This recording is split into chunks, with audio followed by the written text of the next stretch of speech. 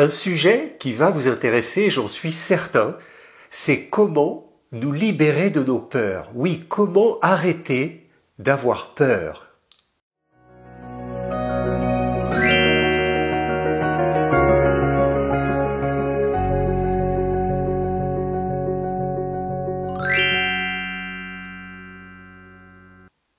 Bonjour à toutes et bonjour à tous.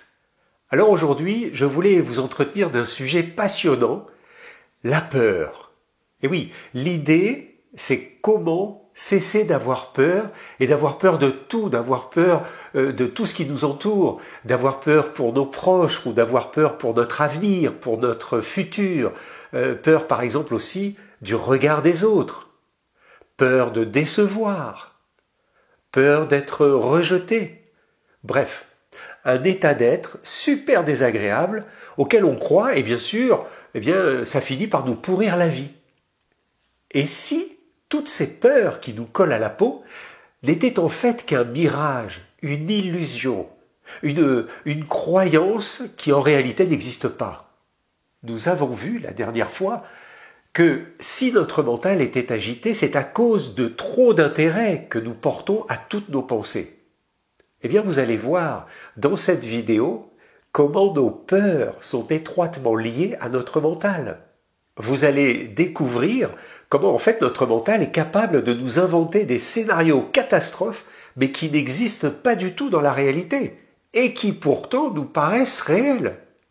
Cela nous empêche même de vivre à notre plus haute et notre plus belle fréquence que nous avons déjà vue, c'est celle de l'énergie du cœur, l'énergie d'amour. Rappelez-vous, lorsque l'on est dans cette haute fréquence, eh bien la vie est facile. Et oui, tout nous semble simple, fluide, aisé. Nous sommes toujours heureux de tout. Rien ne peut nous impacter car notre mental n'a aucun pouvoir sur notre conscience de qui nous sommes vraiment. Si je suis dans la vibration d'amour, rien pour moi est compliqué. Rien ne me prend la tête. J'accepte les choses telles qu'elles sont. Et je refuse de me faire polluer, de me faire intoxiquer par des pensées désagréables. Je reste stable. Je préfère rester dans l'acceptation avec la foi de ce qui est et avec la foi de ce qui m'arrive. Je lâche prise. La peur va naître de l'attachement.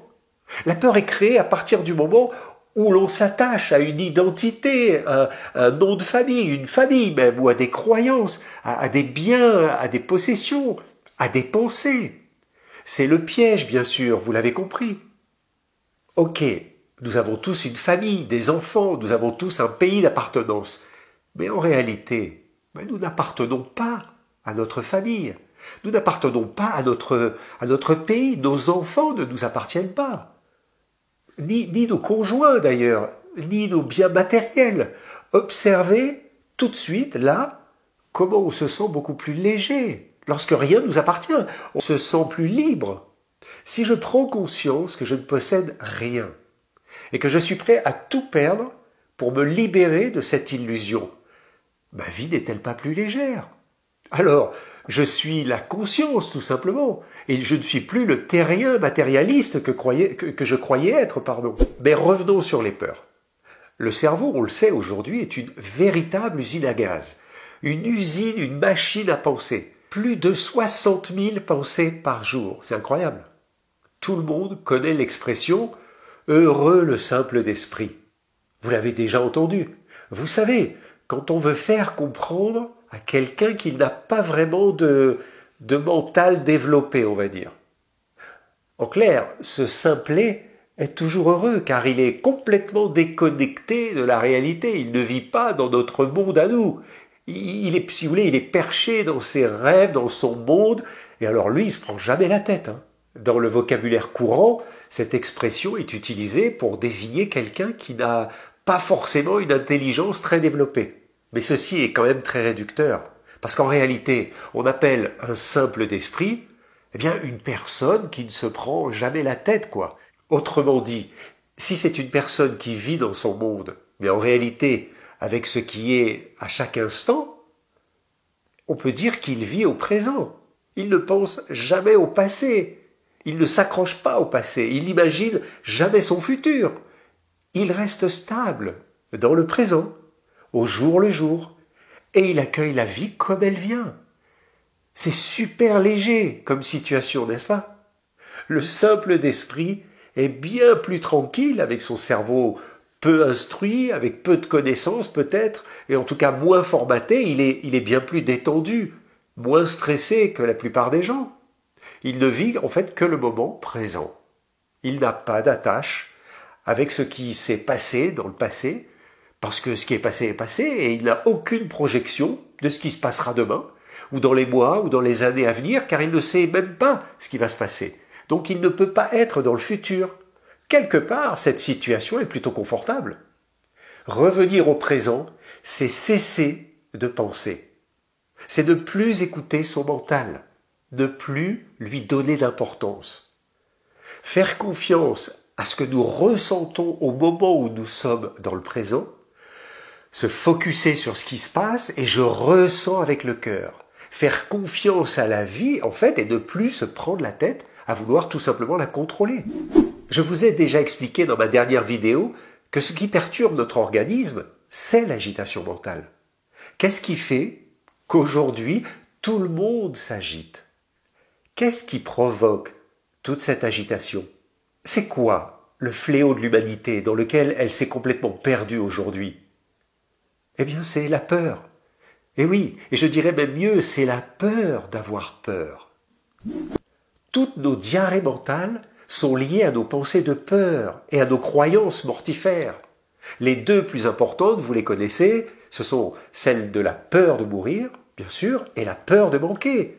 Mais il y a aussi la peur de mal faire, la peur d'être ridicule, ou la peur de ne pas être à la hauteur, ou même la peur d'être abandonné, de ne pas être aimé. On en a des tonnes. Prenez par exemple l'émotion de la tristesse. On va prendre la tristesse.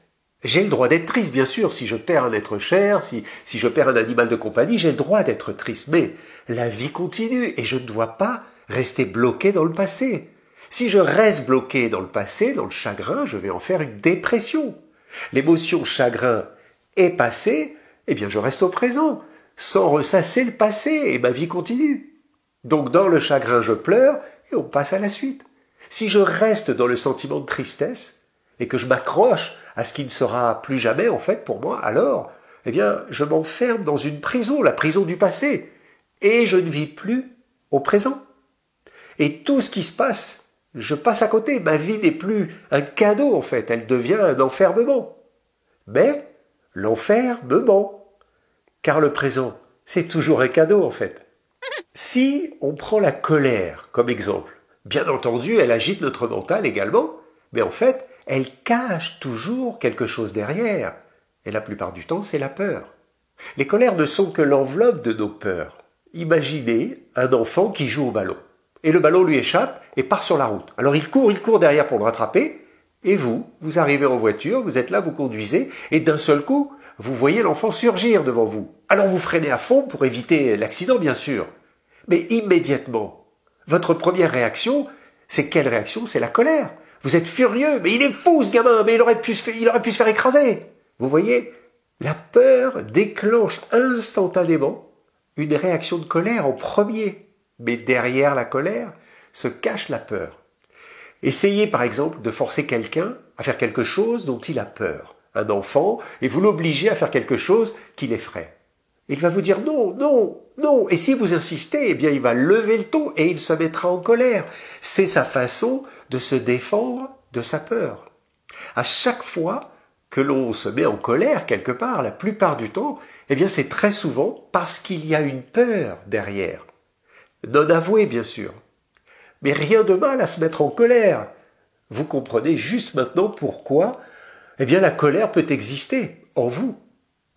Alors, la prochaine fois que quelqu'un dans votre entourage se met en colère contre vous, ne le prenez pas pour vous. Comprenez juste que cette personne est simplement dans ses peurs, ses démons intérieurs. Si vous trouvez sa peur, alors rassurez-la. Et vous verrez, tout rentrera dans l'ordre. Le conflit, immédiatement, est désamorcé. Et c'est même l'amour qui va naître de cette discussion. en rassurant celui qui a peur, comme lorsque je rassure un enfant qui a peur. J'utilise l'amour. À chaque turbulence de la vie, il se réveille en nous nos vieux démons, les peurs. Et croyez-moi, il y en a un paquet derrière. Cela se traduit par diverses émotions, des sentiments, mais in fine, si vous grattez, si vous fouillez un petit peu sous la superficie, qu'est-ce que vous allez trouver? Des peurs. Et les peurs vont complètement déstabiliser la personne. Alors, travailler sur soi, c'est se débarrasser de nos vieux démons pour être libre. Et être libre, c'est ne plus avoir peur, vous l'avez compris. Sommes-nous sur Terre pour vivre en prison? Sommes-nous sur Terre pour subir la vie et souffrir par nos vieux démons?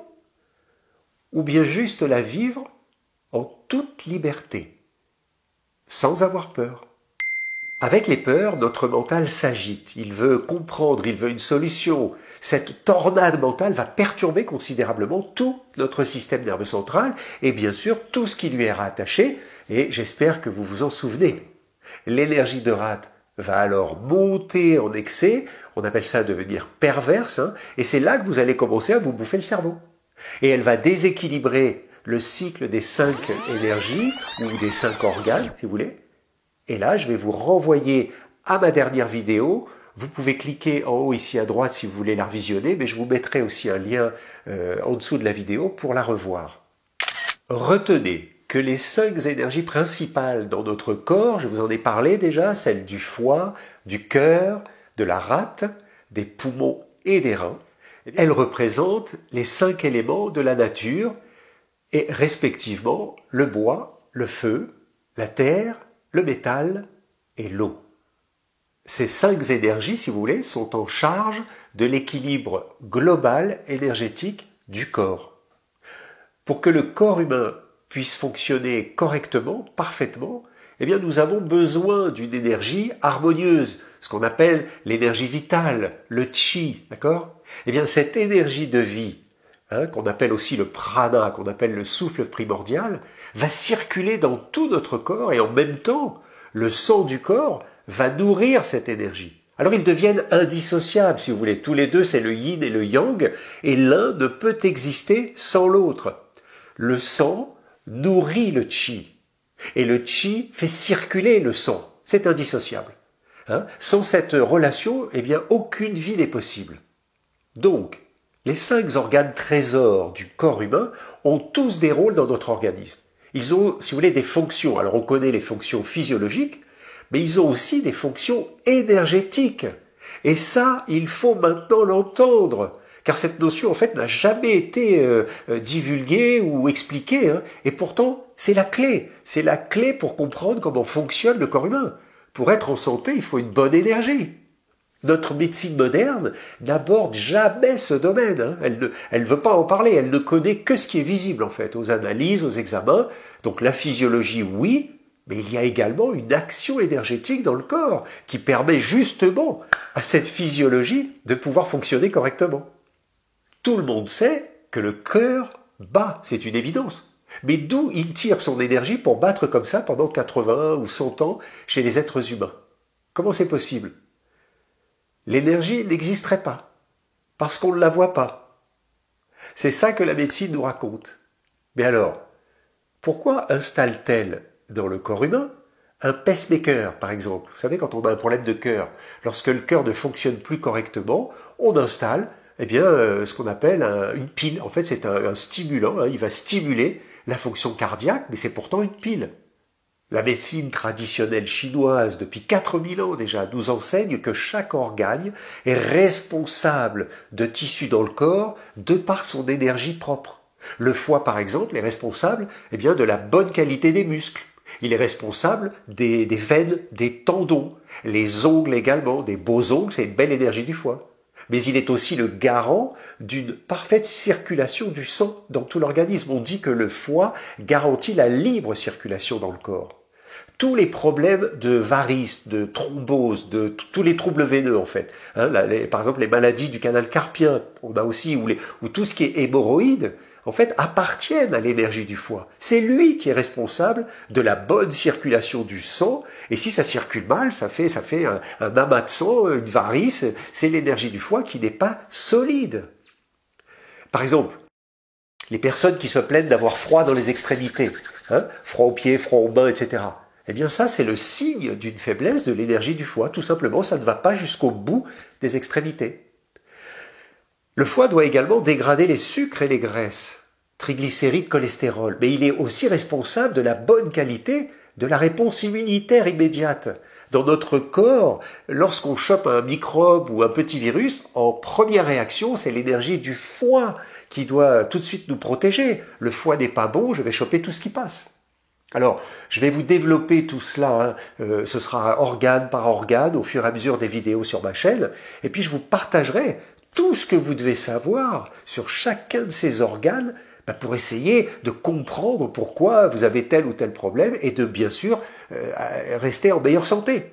Je parlerai petit à petit, si vous voulez, des moyens qui vont nous permettre de booster nos énergies dans le corps, et puis vous verrez que tout est possible. Évidemment, la condition, c'est d'avoir un peu l'ouverture d'esprit pour comprendre que l'énergie existe dans le corps.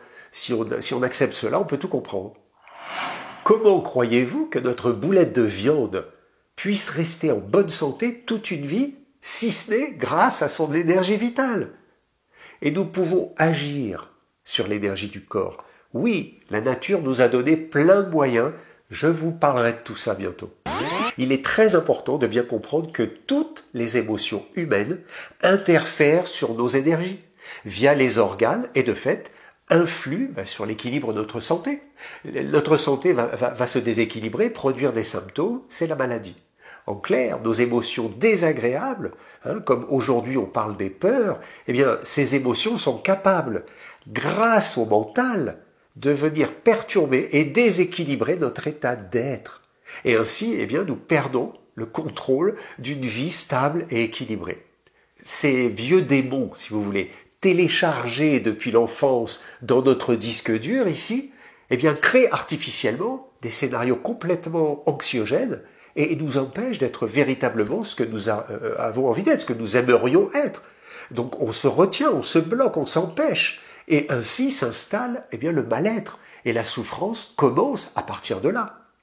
Alors, rassurez-vous, tout cela peut vous paraître un petit peu compliqué à première vue, mais vous allez découvrir qu'il n'y a qu'une seule manière d'en sortir, et cette façon, cette manière, c'est d'être conscient de qui nous sommes. Eh oui, je me répète, je sais.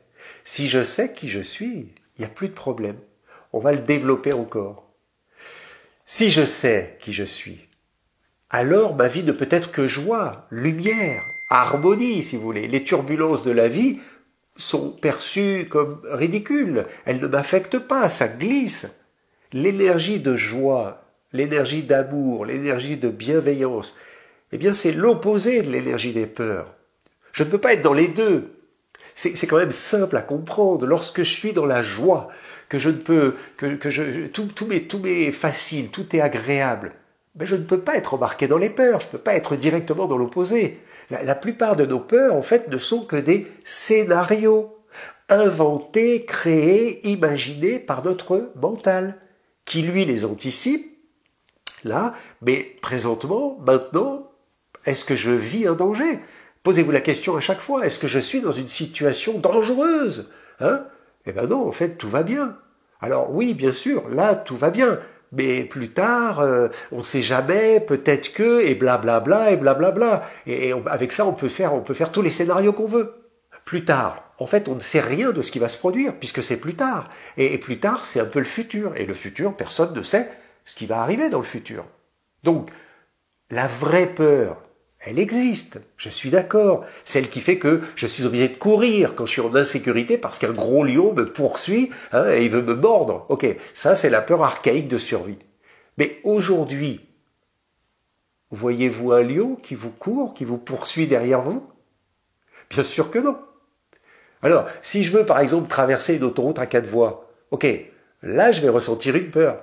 Mais celle-là, elle est réelle, vous voyez. Par exemple, je suis au bord de la ligne d'arrêt d'urgence, c'est ça, je crois qu'on dit, et en pleine heure de pointe, avec 4 voies pleines. Bon, là, j'ai peur. Mais si je suis derrière le rail de sécurité, eh bien je suis en sécurité. Et tant que je ne l'ai pas franchi, ben je sais qu'il va rien m'arriver. Je ne traverse pas, donc j'ai pas besoin d'avoir peur, puisque je suis de l'autre côté. La peur, comme toutes les autres émotions d'ailleurs, ne sont que des signaux d'alarme pour nous faire prendre conscience que quelque chose ne va pas, là, ici et maintenant. Ok ? Alors vous pourriez me dire aussi, oui, mais Gilles, aujourd'hui, alors nous, c'est le stress, notre lion, hein, parce qu'on est poursuivi par le stress tous les jours. Le stress, il y en a partout, sur la route, au boulot, à la maison. Le stress. Ok, je suis d'accord, vous avez raison, la vie moderne est stressante. Mais rappelez-vous, pour nourrir sa famille, l'homme des cavernes devait aller tuer le mammouth à coups de silex. Et ça, c'était du bon stress, parce qu'il fallait manger, parce qu'il fallait faire vivre la famille. Et pour survivre, eh ben, il fallait aller attaquer le mammouth. C'est lorsque l'homme des cavernes était poursuivi par le mammouth qu'il était en surstress. Et ça gère du mauvais stress. Ça crée des problèmes dans le corps. Si j'observe ma situation de vie dans le rôle de l'homme des cavernes en surstress, alors oui, je panique. J'ai le droit, bien sûr, et puis je perds mon état émotionnel, je ne suis plus stable, et c'est la bérésina. Hein, c'est le signal d'alarme, en fait, que je dois changer quelque chose dans ma vie. Si je continue comme ça, le mammouth va un jour finir par m'écraser. Et là, je dois prendre conscience qu'il y a quelque chose qui ne va pas. Alors oui, ce n'est jamais simple de changer sa vie, parce que les peurs sont derrière. C'est jamais simple de prendre des décisions importantes pour sa vie, pour les siens, pour sa famille, parce que nous sommes imprégnés de peur. J'ai peur de faire le grand saut. Et si je saute, je meurs. Et j'ai pas de parachute. Est-ce que je vais vraiment survivre? C'est ça qui nous arrive dans la tête. Et en fait, il n'y a qu'une seule réponse pour chacun de nous. Cette réponse se trouve à l'intérieur de chacun de nous. Rappelez-vous, la peur est l'opposé de l'amour. Ça, c'est facile. Et vous le savez tous. Hein, dans les films catastrophes, dans les films de science-fiction, c'est toujours l'amour qui gagne à la fin, non? Si je suis dans les peurs, alors on dit que j'ai les foi. Mais c'est parce que j'ai perdu la foi. Et la foi, ça tombe bien, c'est l'énergie du foie. Bon, aujourd'hui, on va parler de l'énergie des reins, mais une petite parenthèse. Sans l'énergie du foie, je ne peux pas avoir une clarté d'esprit sur la situation, je ne peux pas discerner correctement. Je ne suis pas dans l'énergie du foie solide. C'est l'énergie du foie qui nous permet d'avoir le discernement et la clarté de l'esprit.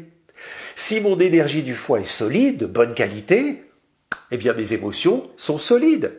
Plus de colère, plus de panique. Je suis stable dans mes émotions et stable dans mon énergie du foie. Le foie contrôle les émotions, hein, c'est la sensibilité émotionnelle. Alors, si mon foie sur le plan énergétique est solide, eh bien j'ai la foi. Je peux prendre une décision juste pour moi, sans douter, sans hésiter, sans avoir peur. Je ressens mon intuition et je la suis. Et je ne me pose pas de questions avec mon mental. L'intuition, elle vient du cœur. Vous vous souvenez? J'en ai déjà parlé. Si mon foie, l'élément bois, est solide, alors il peut nourrir mon cœur, l'élément feu. Et donc, je vais pouvoir me fier plus facilement à mon intuition puisque je la ressens beaucoup mieux. C'est QFD, quoi. Comprenez que si le foie a une bonne énergie, c'est certainement aussi grâce à l'énergie des reins, qui est aussi solide derrière, puisque les reins vont nourrir le foie. Les reins, c'est l'élément eau. Et l'eau nourrit le bois, le foie. Donc c'est lié. Donc vous voyez, rein, foie, cœur, les trois sont corrélés. En fait, les 5 sont corrélés, on en parlera plus tard. Donc si l'énergie des reins est solide, alors c'est qu'il n'y a pas de peur. Regardez, par exemple, quand un enfant a peur, qu'est-ce qu'il fait? Il fait pipi dans sa culotte. Il lâche ses urines malgré lui, aucun contrôle des sphincters. L'énergie des reins s'effondre. Quelqu'un de solide dans la vie, on dit de lui qu'il a les reins solides. Mais si vous voulez le détruire, eh bien il suffit de lui briser les reins. Et je ne parle pas au sens propre, mais au sens figuré. Si vous voulez briser un peuple tout entier, voire une humanité tout entière, eh bien il faut lui faire perdre son énergie des reins. Il faut la mettre à genoux, Et les genoux appartiennent encore à l'énergie des reins. Alors comment on fait cela? Eh bien c'est très simple.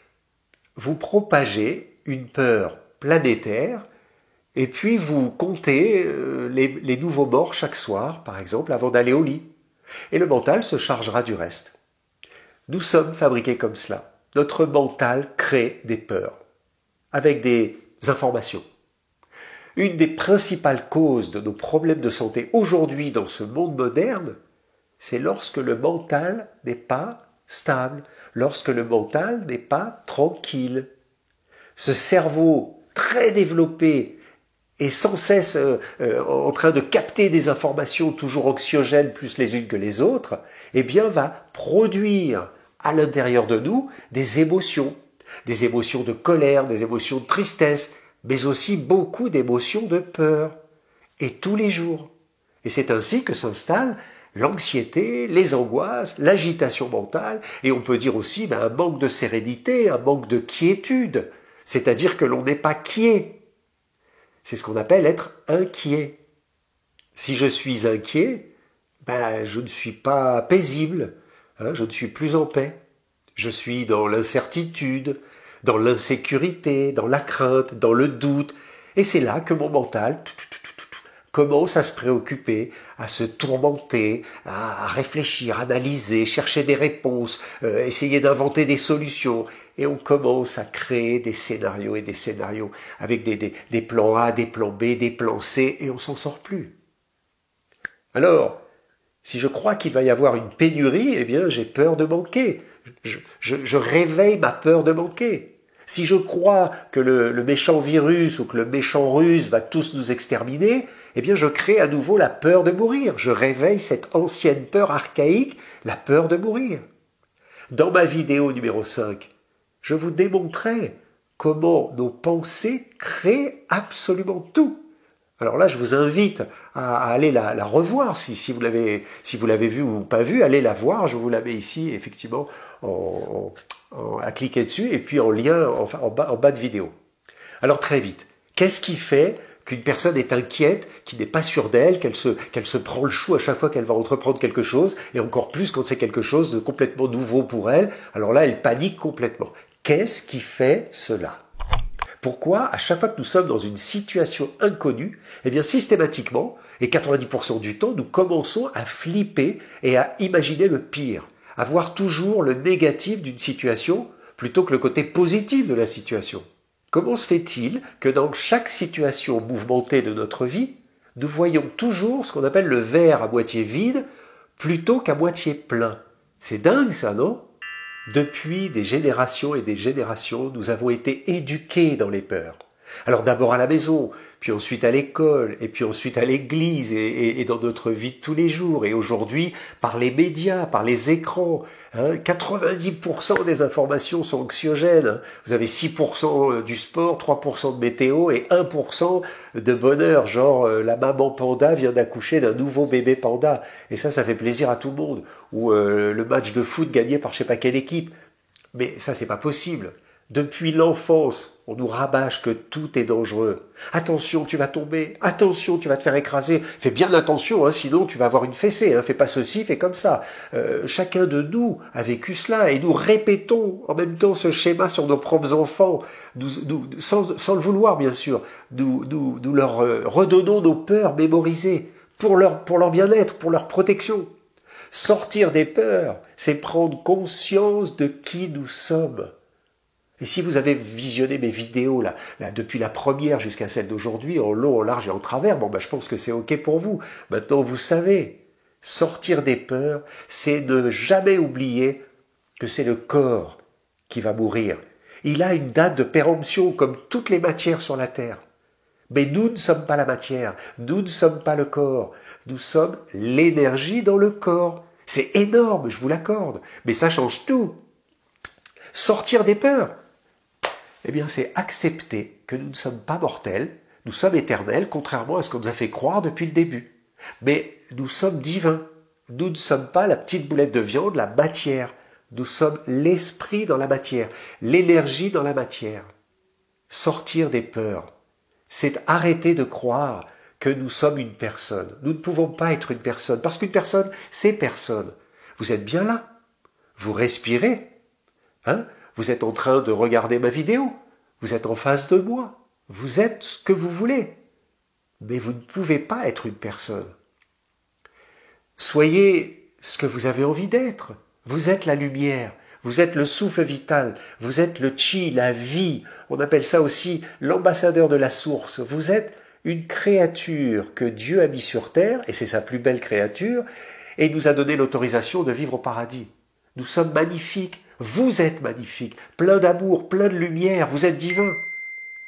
Mais vous n'êtes certainement pas votre métier. Vous ne pouvez pas être votre nationalité, ou votre religion, ou même votre profession.